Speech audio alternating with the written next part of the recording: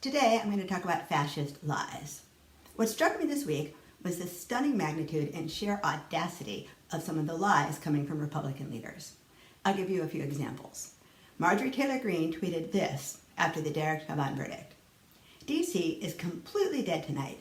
People stayed in and were scared to go out because of fear of riots. Police are everywhere and have riot gear. Black Lives Matter is the strongest terrorist threat in our country. Her tweet was proven false in real time as residents of D.C. read her tweet, looked around, and posted photographs and testimonials to social media. To take one example, the Council of D.C. tweeted this. To take another example, Representative Mark Pocan of Wisconsin tweeted this. I'm in D.C., like Marjorie Taylor Greene, and she is either the most obtuse person elected to Congress or the biggest liar. People are out and about on a warm night, and there is no more police presence than usual. Marjorie Taylor Greene never offered any evidence and never budged from this lie, even as the lie was disproven. To take another example, Ted Cruz said this about the Supreme Court. He said, "You didn't see Republicans when we had control of the Senate trying to rig the game." As if we don't remember that the Republicans refused to allow Barack Obama to appoint a Supreme Court justice because it was the spring of an election year and we should wait and see what the people wanted during the election. And then, 4 years later, when there was a Republican president, the Republicans jammed a Supreme Court justice through in a matter of weeks just before the election. Does he think we forgot?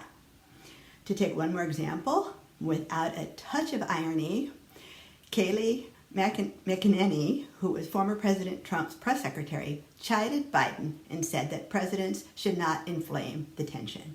Like, what? What did Trump literally do for 4 years? He inflamed tensions. Or how about this one? Biden's insurrectionists. It's almost as if what has been called Trump's big lie about how he actually won the election, but it was stolen from him through voter fraud, has opened the floodgates. There's an inclination to laugh and make fun of these lies, even though we know that lies of this magnitude are dangerous. Democracy is based on rule of law, which requires truth. Totalitarian regimes are built on lies, as we all know from 20th century history and from authors like George Orwell, Hannah Arendt, Arthur Koestler. Now, the magnitude and audacity of the lies we're seeing right now inspired me to reread this book. Author Finchelstein takes a deep dive into how these lies work. For me, the book built on what I had previously learned from classic authors like Paxton and Richard Hofstadter and others. One question that Finchelstein answers is this. Do the liars know they're lying, or do they believe their own lies? Spoiler, it isn't as straightforward as you might think. Now, Finchelstein doesn't deny that some of these leaders were hypocrites and liars who conceived of ideology as a tool for propaganda, but he observes that there's something more. This doesn't explain why so many believers were willing to die for these lies, and so many of these leaders were willing to die for these lies. Who dies for a lie? He explains that fascists understand in some ways that they're lying in the sense that their lies don't correspond to the factual world, but they believe that their lies are in service to a higher truth, or what Finchelstein calls a simple absolute truth. He calls these ideological lies, the kinds of lies that bring fascists to power. In other words, they intuit a truth about the world. This truth is articulated by the leader. They then lie in service to this higher truth. Sarah Huckabee Sanders herself tried to explain this. When fact-checker Daniel Dale pointed out another lie Trump had told, Sanders said, "The lie is pointing out an important truth. Do you not care about the important truth?"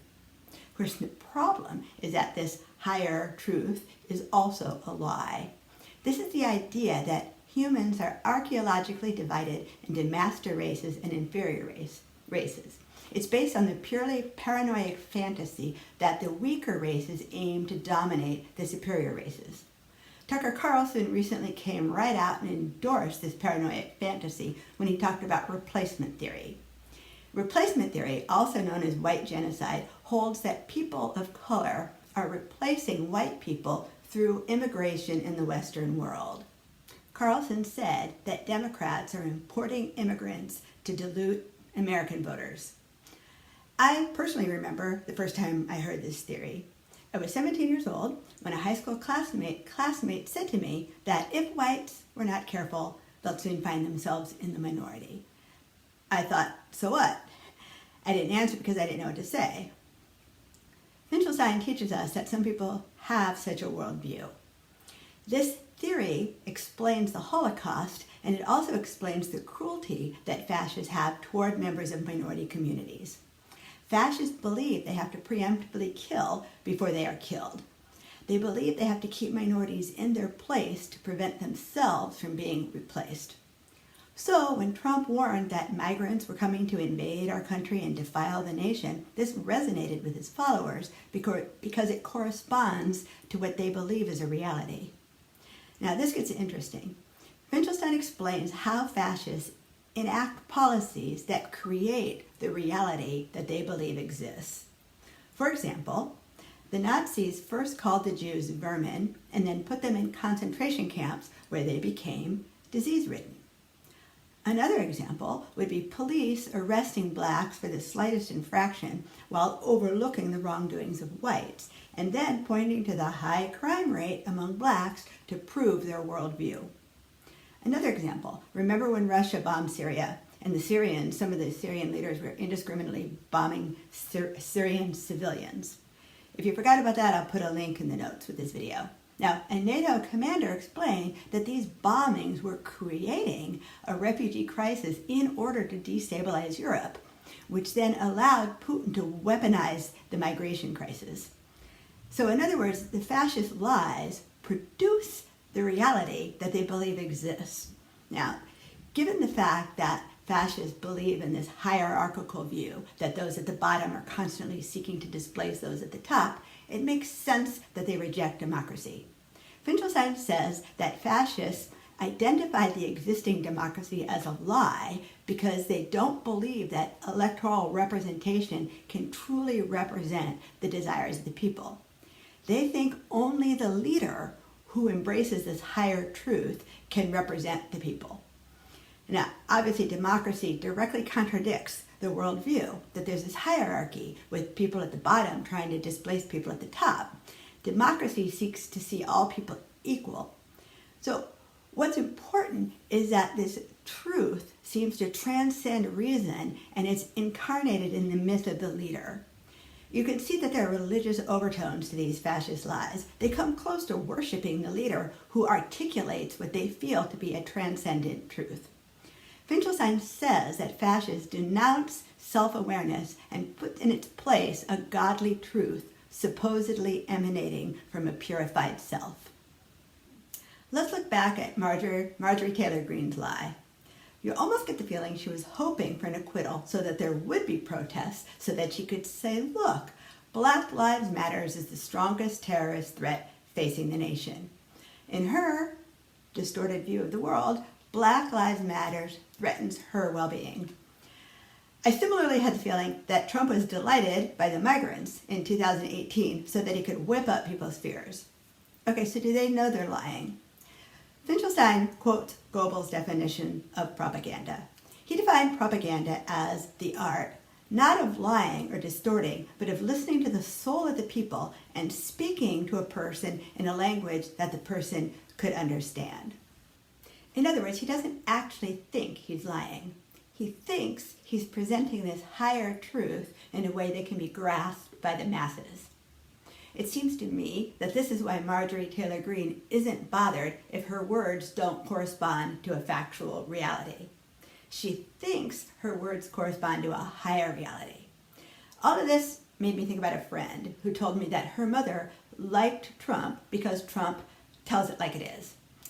Well, given that very little Trump says corresponds to factual reality, this comment stumped me. Finchelstein's explanation is that Trump spoke to something she knew, believed to be true, felt to be true. Okay, there's more in the book. Finchelstein also touches on how and why fascists equate truth with power. He cautions us not to dismiss the leaders as crazy and the followers as simply confused because this overlooks what makes these fascist leaders successful. Similarly, he says that focusing too much on the psychiatric disorders of the leaders adds to a misunderstanding about why they succeed in attracting so many followers. So to wrap up, he says that questioning these lies is important to the survival of democracy. We have to keep calling out the lies. We have to keep questioning them. What I wonder is how we can persuade the liars to stop lying, or if we can. How do we show them or their followers that these lies aren't true? Well, after absorbing this book, it seemed to me that when people not only tell big lies, but actually believe these lies in some weird way, because the lie speaks to some inner truth, logic and facts can't work. That's because the belief is inherently illogical. If Trump tells it like it is, but it is not something that can be proven, but is only felt, the position is inherently counterfactual. All we can do, it seems to me, is mobilize and outvote those who tell and believe these lies. Similarly, if some of the leaders know they're lying and are telling these big lies for political gain, no amount of argument or presentation of facts will stop them. They'll only stop when it's politically expedient to do so. The only bright spot from all of this is that more people prefer democracy to this kind of fascist leadership cult. So if we stay vigilant and engaged, we can limit their destructiveness. I thought the book was really interesting, and I hope you enjoyed some of this presentation and that it helps when we see some of these lies coming out to understand what we can and can't do about them and why they're so effective. Thank you.